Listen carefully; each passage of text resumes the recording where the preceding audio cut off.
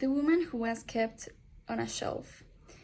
We live in a society where women is always perceived as something fragile, as something that is only worth by its beauty rather than by its intelligence, as something that must be taken care of by men. And that's why when we grow up, we should seek for a wealthy man who we can depend on and who can look out for us.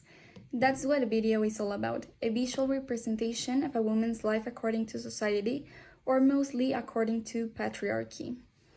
I think that the man was entirely sexist and selfish. He ever always thought about himself and fully sexualized the woman as an object who was only worth by its beauty, as someone that was only useful for his convenience and who he abandoned after he got bored.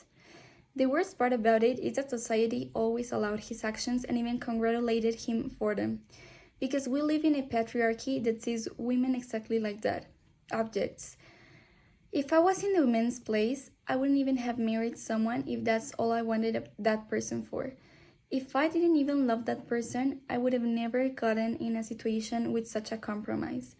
Plus, if I supposedly loved a person to get to that level of commitment, I would have never assumed their value relied in pleasing me in such a way, because their needs are as important as mine. And that's the base of a healthy relationship in case you decide to live a married life. Now, talking about her, I think she was fully influenced by society since she was a kid. So all she always thought about herself was from patriarchy's gaze, as if she valued herself only as something worth by its beauty and let others perceive her that way.